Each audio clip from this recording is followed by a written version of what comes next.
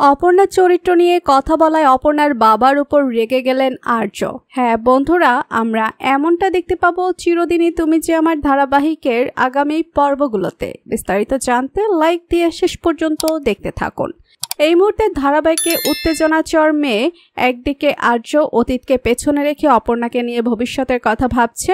এতদিন ধরে আর মুখ থেকে ভালোবাসার স্বীকারোক্তির জন্য অপর্ণা অনেক অপেক্ষা করেছে। অবশেষে আর্য বুঝতে পেরেছে যে যতই দূরত্ব তৈরি করুক অপর্ণা থেকে দূরে যাওয়া অসম্ভব, কিন্তু দুজনের কাছে আসার এই মুহূর্তে বাধা হয়ে দাঁড়িয়েছে মীরার ষড়যন্ত্র এবং মা বাবার আপত্তি।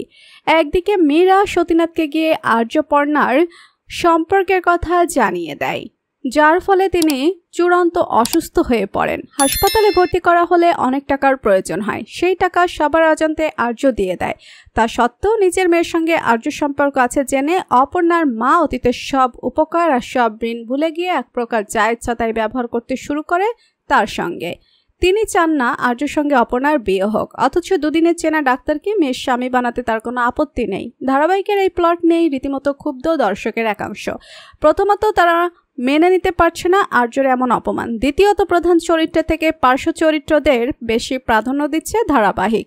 পরবর্তী আপডেট সবার আগে পেতে সাবস্ক্রাইব করুন আমাদের চ্যানেলটি। ধন্যবাদ।